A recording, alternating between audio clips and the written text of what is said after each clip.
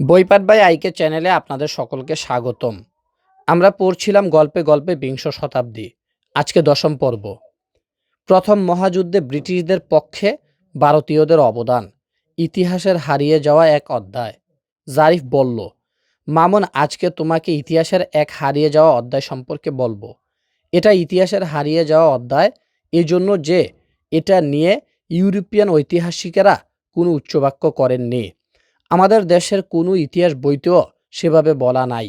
যুদ্ধ যখন শুরু হলো 1914 সালে, তখন থেকেই জনবল ও টাকা পয়সার সন্ধানে ব্যতিব্যস্ত হয়ে পড়ল ব্রিটেন। ব্রিটেন তো মূলত ছোট্ট একটা দ্বীপ রাষ্ট্র। যেভাবেই হোক, বিশাল ভারতবর্ষ তখন ব্রিটেনের সম্পূর্ণ করায়ত্ত। তাই মহাশক্তিশালী জার্মানদের মোকাবেলার জন্য ব্রিটেন এবার ভারতবর্ষ থেকে লোক সংগ্রহ শুরু করলো। মামুন বলল, তাজ্জব ব্যাপার, আমি তো কোনোদিন শুনিনি ভারতবর্ষের লোকজন প্রথম মহাযুদ্ধে অংশ নিয়েছে। জারিফ বলল, এজন্যই তো বললাম এটা ইতিহাসের হারিয়ে যাওয়া এক অধ্যায়। লক্ষ্য করো, অস্ট্রেলিয়া ও নিউজিল্যান্ডের সৈন্যরা গ্যালিপুলিতে যে ত্যাগ স্বীকার করেছে তা প্রথম মহাযুদ্ধের ইতিহাসে স্বর্ণাক্ষরে লেখা আছে। কত বইপত্র যে লেখা হয়েছে গ্যালিপুলি যুদ্ধ নিয়ে, তার কোনো ইয়ত্তা নেই। অথচ ভারত উপমহাদেশের লোকজন তার চেয়ে বেশি অবদান রেখেছে ব্রিটিশ সাম্রাজ্যকে রক্ষা করার। গ্যালিপুলি যুদ্ধে অস্ট্রেলিয়া নিউজিল্যান্ডের মোট নিহত সেনার সংখ্যা 11,000। অথচ প্রথম মহাযুদ্ধে প্রায় 75,000 ভারতীয় সৈন্য নিহত হয়েছে ব্রিটিশ সাম্রাজ্যকে রক্ষা করতে গিয়ে। প্রায় 13 লক্ষ ভারতীয় সিপাহী প্রথম মহাযুদ্ধের বিভিন্ন ফ্রন্টে যুদ্ধে অংশ নিয়েছে। ব্রিটিশ সরকার ভারতীয় জনগণ ও রাজনীতিবিদদের মিথ্যা আশ্বাস দিয়ে হাতে পায়ে ধরে সৈন্যবাহিনী সাজিয়েছে। বিপদ কেটে যাবার পর ব্রিটেন আর ভারতীয় জনগণের কথা শোনেনি। মামুন জিজ্ঞেস করল, কি প্রতিশ্রুতি দিয়েছিল ব্রিটেন যে পরে আর রক্ষা করতে পারেনি? অনেক প্রতিশ্রুতি দিয়েছিল। যেমন ব্রিটেন ভারতের রাজনীতিবিদদের আশ্বাস দিয়েছিল যুদ্ধ শেষে ভারতকে অস্ট্রেলিয়া ও দক্ষিণ আফ্রিকার মতো স্বায়ত্তশাসিত ডোমিনিয়ন বানাবে। সেটা আর হয়নি। উল্টো প্রথম মহাযুদ্ধের পরপরই 1919 সালে কুখ্যাত জালিয়ানওয়ালাবাগের হত্যাকাণ্ড ঘটে। বিশ্বকবি রবীন্দ্রনাথকে মর্মে মর্মে পুড়িয়েছিল পরাধীনতা। তিনিও বলেছিলেন, হায়, আমরা এমন এক জাতি যে আমাদের কথা শোনার মতো কেউ নাই বিশ্ব সভায়। তবে প্রথম মহাযুদ্ধে ভারতীয় বাহিনী ব্রিটিশকে সাহায্য করায় এ উপমহাদেশের স্বাধীনতা আন্দোলন আরও বেগবান হয়।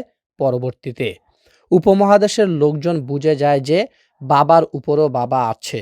তেমনি ব্রিটিশদের বাবা হলো জার্মানরা। জার্মানিকে ভয় পাচ্ছে ব্রিটিশরা, এটা ভেবে পরাধীন ভারতের লোকজন কিছুটা মজাও পেত। জার্মানির প্রতি মনের অজান্তে অনুরাগ সৃষ্টি হলো ভারতীয়দের। আর প্রথম মহাযুদ্ধের পর ভারতীয় রাজনীতিবিদগণ ব্রিটিশদের সাথে চোখে চোখ রেখে কথা বলতো, যেটা যুদ্ধের পূর্বে কল্পনাও ছিল না। শুরু হলো 1916 সাল। এবার জার্মানদের পরাজয় শুরু।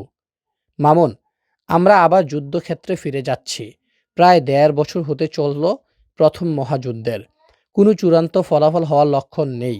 শুধুমাত্র রাশিয়া দুর্বল হয়ে আরও যুদ্ধ করতে চাইছিল না, আর তুরস্ক মিত্রবাহিনীর আক্রমণের মুখে তার দারদানেস প্রণালী রক্ষা করল মোস্তফা কামাল আতাতুর্কের এর নেতৃত্বে। এ দুটি ঘটনা ছাড়া যুদ্ধ হয়ে পড়েছিল মেরমেরে। যুদ্ধ বন্ধ করতেও কেউ এগিয়ে আসেনি। তবে 1916 সালে দৃশ্যটা পাল্টে যেতে লাগলো। জার্মান চিফ অফ স্টাফ ফলকেন হাইন আবার পশ্চিম ফ্রন্টে যুদ্ধে জড়াতে চাইলেন। তিনি জার্মানির যুদ্ধবাজ সম্রাট দ্বিতীয় উইলহেমকে জানালেন, ফ্রান্সের মাটিতেই সব কিছুর ফয়সালা হবে। যদিও প্রথম দিকে সিলাইফেন পরিকল্পনা ব্যর্থ হয়েছিল, এখন ঠান্ডা মাথায় রয়ে শয়ে ফ্রান্সকে আক্রমণ করতে হবে। এমন পরিস্থিতি সৃষ্টি করতে হবে যাতে ফ্রান্স আত্মসমর্পণ করতে বাধ্য হয়। পুরো 1916 সাল জুড়ে ব্রিটেন ফ্রান্স মিলিত শক্তির সাথে জার্মানির তুমুল যুদ্ধ হয়। উভয় পক্ষে প্রায় 30 লক্ষ সৈন্য এ রক্তক্ষয়ী সংগ্রামে লিপ্ত থাকে। শেষমেশ পরাজয় হয় জার্মানদের।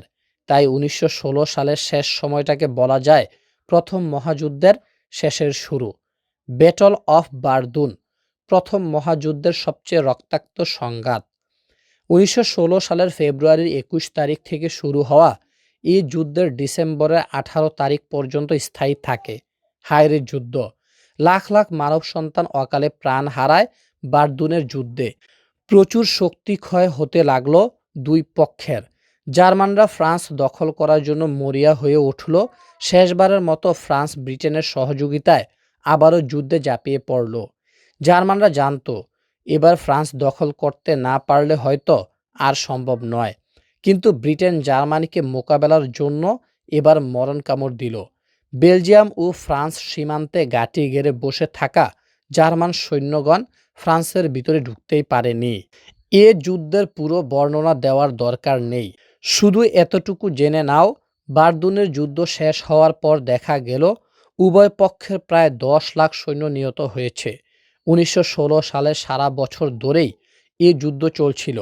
প্রথমবারের মতো ট্যাঙ্ক ব্যবহৃত হয় এ যুদ্ধে। একটা ব্যাপার হচ্ছে, যদিও যুদ্ধে জয়ী হয়েছিল ব্রিটেন ফ্রান্স, তাদের সামরিক শক্তি প্রায় নিঃশেষ হয়ে পড়েছিল। ক্লান্ত ও বিধ্বস্ত হয়েছিল এ দুটি দেশ। এত সৈন্য হারিয়ে বিপুল ক্ষয়ক্ষতির শিকার হয়ে এরকম বিজয়ের কি মানে? পুরো ইউরোপের আকাশ বাতাস ভারী হয়ে উঠেছিল সৈনিকদের আহাজারিতে। 1917 সাল শুরু হওয়ার পর সবার মনে শুধু একটাই প্রশ্ন ছিল, ক্ষয়ক্ষতি তো হলোই, এবার যুদ্ধ বন্ধ হবে কবে? জার্মানির অপরাজয় সাবমেরিন। প্রথমে জারিফ জিজ্ঞেস করল, মামুন, তোমাকে নিয়োগ পরীক্ষার একটা গুরুত্বপূর্ণ প্রশ্ন করি। বাংলাদেশ কবে সাবমেরিন যুগে প্রবেশ করে? মামুন বলল, এটা কোনো প্রশ্ন হলো? মুখস্থ বিদ্যার জন্য আল্লাহর এই দুনিয়ায় বইয়ের কি অভাব আছে? 2017 সালের 12 মার্চ বাংলাদেশ 41তম দেশ হিসেবে সাবমেরিন যুগে প্রবেশ করে।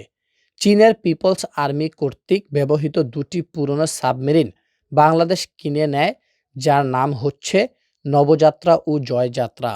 মামুন আবার পাল্টা প্রশ্ন করল, প্রথম বিশ্বযুদ্ধের ইতিহাস বর্ণনার সাথে বাংলাদেশের সাবমেরিন কেনার কি সম্পর্ক আছে? সম্পর্ক আছে। আসলে ব্যাপারটা কি জানো? পৃথিবীতে আমরা যে কত পিছিয়ে আছি তথ্য প্রযুক্তির দিক দিয়ে, জাতি হিসেবে আমরা যে কত নবীন সেটাই বলতে চাই। দুটি সাবমেরিন কিনে বাংলাদেশের লোকজন যে লাফালাফি করছে, মনে হচ্ছিল বাংলাদেশ বুঝি বিশ্ব পরাশক্তি হয়ে গেল। এজন্য অল্প কিছু পেলে এত গরিমা দেখানো ঠিক না, এটাই বলতে চাই আমি। যে দুই পুরনো সাবমেরিন নিয়ে বাংলাদেশের তাবৎ বুদ্ধিজীবী সমাজের এত লম্ফজম্প, সেটা আমার ভালো লাগেনি। যদিও বাংলাদেশের এই দুই সাবমেরিন ক্রয়ে দেশের নৌবাহিনীর ক্ষমতা অনেকখানি বৃদ্ধি পেল সমুদ্রে, অন্তত ভারত ও মিয়ানমারের চোখে চোখ রেখে কথা বলা যাবে, এটা সত্যি। এটা অবশ্যই আমাদের জন্য গর্বের বিষয়। কিন্তু এই সাবমেরিন দিয়ে পাগলা জার্মানি পুরো বিশ্বকে আতঙ্কিত করে তুলেছিল সেই প্রথম বিশ্বযুদ্ধে।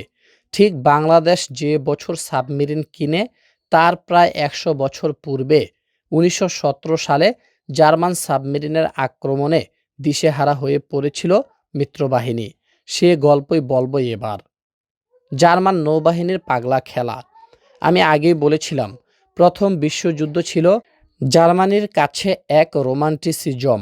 ব্রিটেন ফ্রান্সের জগৎজোড়া কলোনিগুলো যাতে জার্মানরা দখলে আনতে পারে এবং দুই শক্তিকে পরাজিত করে জার্মানরা যাতে বিশ্বের প্রভু হতে পারে, সে নেশায় উন্মাতাল ছিল জার্মানি। প্রথমেই সিলাইফেন পরিকল্পনা মোতাবেক ফ্রান্স দখল করতে ব্যর্থ হয়। এরপর জার্মান নৌবাহিনী যুদ্ধ উন্মাদ জার্মানির সম্রাট দ্বিতীয় উইলহেমকে বুঝাতে সক্ষম হয়, স্থলবাহিনী যাই করুক না কেন, নৌবাহিনী যদি ব্রিটেন ও ফ্রান্সকে পুরো আটলান্টিক মহাসাগরে পরাজিত করতে পারে, তাহলে ব্রিটেন ও ফ্রান্স দুর্বল হতে বাধ্য। এই দুই শয়তান সারা পৃথিবীতে লুণ্ঠন চালাচ্ছে সমুদ্র পথে, তাই সমুদ্র পথেই তাদেরকে শায়েস্তা করতে হবে। প্রস্তাবটি মেনে ধরল জার্মান সম্রাট দ্বিতীয় উইলহেমের। নৌবাহিনীর জন্য তিনি কারিগরি টাকা ঢাললেন। সাবমেরিন তখন তার উদ্ভাবনের প্রাথমিক পর্যায়ে। সম্রাটের হুকুমে জার্মান প্রকৌশলী ও বিজ্ঞানীরা সাবমেরিন বানাতে লেগে গেলেন। জার্মান যাত্রার কারবার দেখো, কয়েক মাসের ব্যবধানে জার্মানরা ইউ বোট নামে সাবমেরিন বানিয়ে ফেললেন। এরপর একটার পর একটা সাবমেরিন দাপিয়ে বেড়াতে লাগলো ব্রিটেনের উপদ্বীপের আশপাশ। উত্তর সাগর ও ফ্রান্স সন্নিহিত আটলান্টিক মহাসাগরকে ওয়ার জোন বানিয়ে হুঙ্কার দিল জার্মানরা, এই এলাকায় কোনো বিদেশি জাহাজ আসতে পারবে না, আসলেই ধ্বংস করে দেওয়া হবে। জার্মান স্থূল বাহিনী কিন্তু একের পর এক মার খাচ্ছে। সিলাইফেন পরিকল্পনা ব্যর্থ হওয়ার পর 1917 সালে বার্দুন ও সোমের যুদ্ধে জার্মান স্থলবাহিনী যখন পরাজিত হলো, তখন ব্রিটেন আর ফ্রান্সের উল্লাস দেখে কে? কিন্তু তখনই যুদ্ধের মোড় ঘুরিয়ে দিল জার্মানির ইউ বোট নামক সাবমেরিন। মনে রেখো, ব্রিটেন সেই রানী এলিজাবেথের আমল থেকেই সমুদ্রের ডন। 1588 সালে স্প্যানিশ নৌবাহিনীকে পরাজিত করেই বিশ্বে মাস্তানি করা শুরু করে ব্রিটেন। সেই 300 বছর যাবৎ ব্রিটিশ রাজকীয় নৌবাহিনীকে হারানোর কথা কেউ স্বপ্নেও ভাবতে পারত না। সর্বকালের সর্বশ্রেষ্ঠ বীরদের অন্যতম ফ্রান্সের নেপোলিয়ন ব্রিটিশ নৌবাহিনীকে কখনোই বশে আনতে পারেননি। অথচ জার্মানি মাত্র কয়েক মাসে ব্রিটেনের 300 বছরের ইতিহাসকে মাটিতে নামিয়ে ফেলল। যত ধ্বংসলীলাই করুক না কেন, জার্মান জাতির সৃজনশীলতাকে নতমস্তকে কুর্নিশ করা ছাড়া আর কোনো উপায় নেই। ব্রিটেনের স্থলযুদ্ধের সমস্ত অর্জন জার্মানির সাবমেরিন আক্রমণে ফলহীন হয়ে পড়ল। আপনারা শুনছিলেন গল্পে গল্পে বিংশ শতাব্দী। আজকে 10ম পর্ব শেষ হলো। ধন্যবাদ সবাইকে।